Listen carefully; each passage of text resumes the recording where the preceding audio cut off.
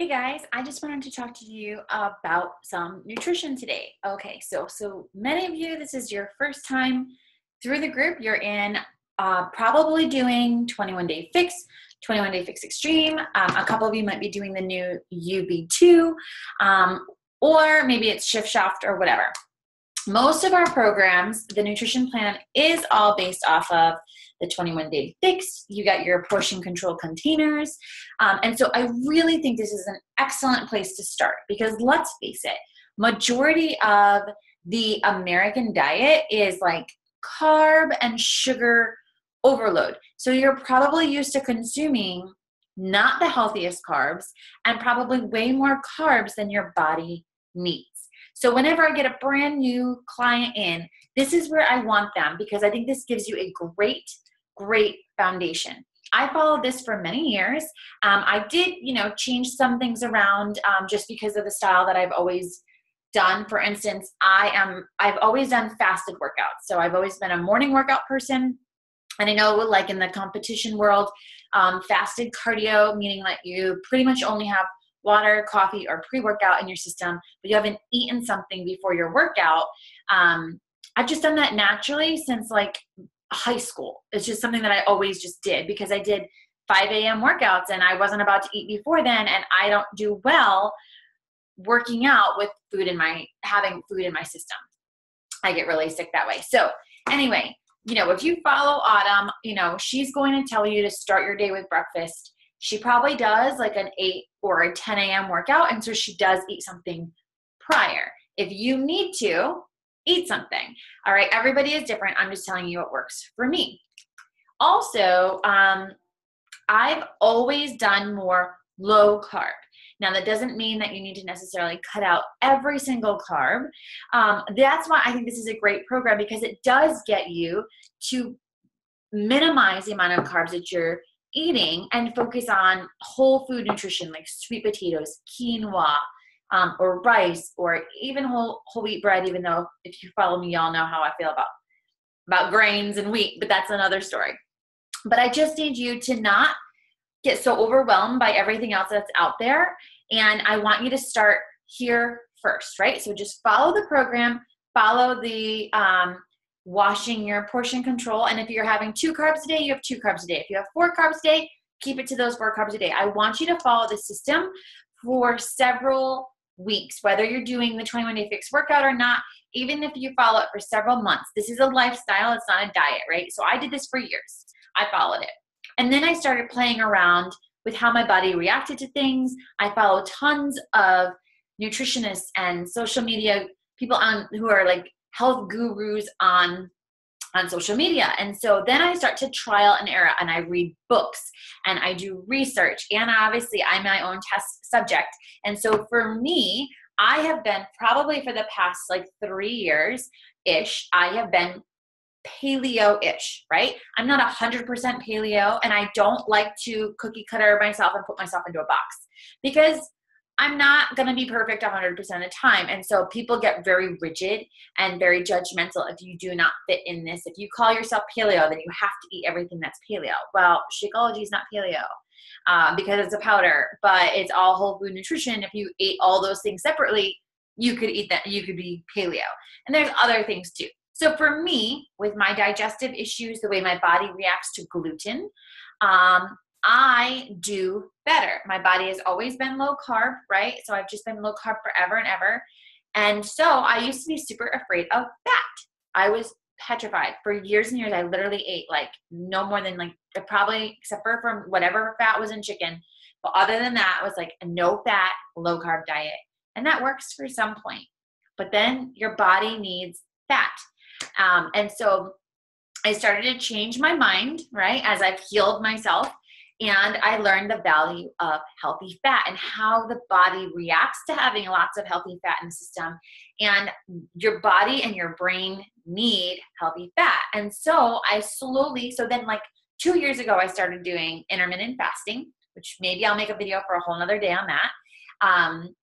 And I started incorporating last year much more healthier fat, increasing the fat in my diet. Healthy fat, right? I mean, I'm not talking about like a box of donuts or Twinkies. talking about avocado, coconut oil. Those are my go-to healthy fats that my body reacts well with, I don't get sick from, and I'm comfortable putting on my body. I also eat a lot more almond butter. All right. So again, that's a little bit higher than the dosage that they prescribe following the 21-day fix. But I decided to follow what works for me. This is a great when it comes to like portion control, but I've kind of gotten past that. I wanted to go to like another level. And so that's where I am now, right? So I eat very low carb. I eat very low sugar, which means I hardly ever eat fruit. My body reacts way better not having fruit in my system. So I have it every once in a while, just pretty much because it's in the fridge, because Ryan eats a lot of fruit, which is mostly berries because they're lower in sugar and they're lower on the glycemic index and they're high in fiber. So I want you to start just listening to your body as you've begun these changes, following your program. Notice if you eat bread, if you eat white bread versus wheat bread, if you eat rye bread versus this, if you eat no bread, how does rice react? How does sweet potatoes react? How does your body react with those carbs, right? So I know that you might see some of my posts on social media, and I'm talking about low carb, or I'm talking about very low sugar. The other category that I follow, but I don't fit into, is keto. I think keto it's a fad that some people are calling, but it is a lifestyle that works for a lot of people.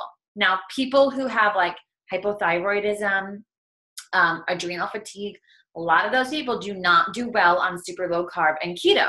So again, it's listening to your body. Just because it works for one person doesn't mean it works for another. For me, very low sugar works for me. Now, keto normally would tell a woman to be under 20 grams of carbs a day. I'm probably, because like Shakeology is maybe like 15-ish if you take out like the net carb. But I could vary. I'm probably under 30 for most days. And then some days I'm like, forget, I have fries with Brian. So it just kind of depends. So this is where you just have to become your own student and listening to your body and trial and error. But I do not want, if you are a brand new, or this is like your third time through the 21-day fix, I want you to follow that system. You need to ingrain in your body, training your mind, knowing, okay, this is usually what I eat for the amount of protein a day. This is about what the amount of carbs I should have, the amount of veggies, the amount of fruit, the amount of fat that my body reacts well with. I need you to get on that system for a really long time before you start playing around and jumping from this to that to that. But if you then have been in the process for a long time, you've been following these programs, and you're like, I want to tweak it a little bit more. I want to see if I can, my body will react a little bit better. Maybe I'm going to drop a few more pounds. My performance goes up. For me, when I increased the healthy fat, my performance level went higher. So I have a lot of runner friends, and a lot of what they're taught as like carb loading like crazy is so opposed to a lot of the research that I've done and listened to about lower carb, higher fat. My body, I've trained it between intermittent fasting and increasing my fat and lowering the carbs and lowering the sugar. I train my body to burn fat, not glucose. Obviously, your body needs some glucose. So this is just kind of like a lesson I want to, I get a lot of questions from you guys privately. What are you doing? I see you post this on social media. I see you post that. I've heard this person say this. I've heard this person say that. You should be listening and learning and following other people online that are professionals in the health and fitness industry, if it's something that interests you, and then listen to what they say, try it, do your research, read books. A great book would be It Starts With Food. Doing a Whole30 is amazing. You could also read like Grain Brain. That's another one I want to read. But anyway, I just want to encourage you guys to get invested in your own health and like start to pay attention more to nutrition and how does your body react. And then you can play around with lowering your carb, increasing your fat, and seeing how your body reacts. So I know this was a little bit longer than I wanted it to be, but it's kind of like a Transformation Tuesday. I just wanted to get you to think a little bit differently than you have been. I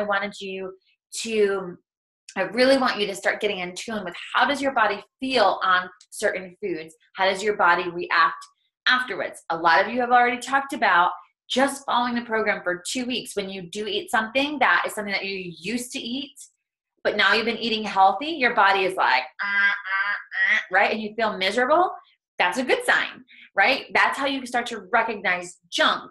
And now we're just taking it to the next level higher. Like if you had lower carb and higher fat, how does your body react? How do you feel in your workouts? You know, don't just do it based off of 2 days. You got to, I mean, it's going to take it some time, but like start increasing some of those avocados. Like I probably eat a whole avocado a day. Start increasing the amount of coconut oil. Every time you're cooking, add some coconut oil, drizzle it on something, you know, just those little things, those tweaks, you might start to notice like, wow, my bloat is going down. My waist looks thinner. I'm feeling leaner. For me, I feel a lot leaner in the last several months, and that has really been a much more concentrated focus on increasing that fat, keeping my protein. I probably keep my protein higher than a normal person in keto would. I probably have a little bit higher protein, but I also have a lot lower carb and lower sugar. And I eat very clean to begin with, but it was making those little changes. So I hope this was interesting to you. I hope this was helpful. I hope it sparks a little bit of a conversation. There is necessarily no right or wrong, okay? So it is what works best for you. This is what works best for me, and I wanted to share that with you. If this is your first time through, though, I really need you to hear my advice and follow this for not just 3 weeks, not just 6 weeks. I mean, I want you to get used to this eating plan. Like I said, I did follow this for years, even though I still did fasted workouts and stuff, way before I did intermittent fasting and everything. But trust the process. And once you get to a certain point, then challenge yourself to go a little bit deeper, learn something new, try this, try that, and play around with your portions and see how you react. So happy Transformation Tuesday. This is a little knowledge day for you. I'm so proud of you guys, and I look forward to your post today. So have a good one.